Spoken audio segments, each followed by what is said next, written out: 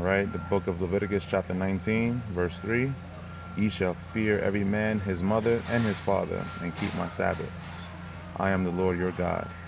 Turn ye not unto idols, nor make to yourselves molten gods. I am the Lord your God. Basically, all those that have crucifixes upon their necks and chains that represent, the Jesus face, or any type of things that is a graven image, God does not accept it. Turn ye not unto idols, nor make to yourselves molten gods. We have a lot of good luck charms, from those charm bracelets that the women wear, and to the crucifixes that the Catholics wear. We have a lot of good luck charms that we put upon our bodies to give us protection. Rabbit foots, dream catchers, you name it. God hates these things. All of these things are of satanic origin. We have to do away with such things. And when ye reap the harvest of your land, thou shalt not wholly reap the corners of thy field, neither shalt thou gather the gleanings of thy harvest. And thou shalt not glean thy vineyard, neither shalt thou gather every grape of thy vineyard. Thou shalt leave them for the poor and the stranger. I am the Lord your God. Basically, what God is saying here, that when you are blessed, when God gives you an increase, you are to give to the poor. You are not to say that, I've gained wealth for myself and my family. It's just for me and myself and my family. God gives an explicit order here, saying, do not glean the corners of thy field, to leave that for the poor and for the stranger.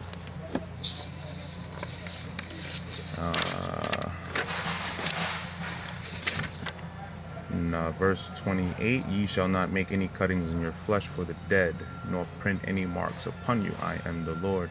Basically, the tattoos. Also, myself, I'm also guilty of this. Having two tattoos myself.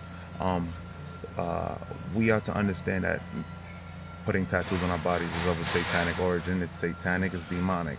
Whether it's Jesus' palm prints, or whether it's the cross or Jesus on the cross, it's all satanic. God says, ye shall not make any cuttings in your flesh for the dead. Rest in peace, mother. Rest in peace, father. Rest in peace, sister. God says we are to not make any cuttings in our flesh for the dead, nor print any marks upon us. So that's a clear message there to all of us.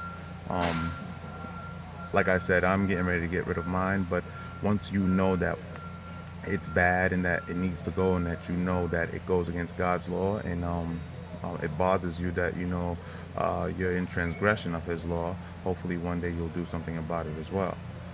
In last verse, chapter 29, verse 29, do not prostitute thy daughter to cause her to be a whore, lest the land fall to whoredom, and the land become full of wickedness.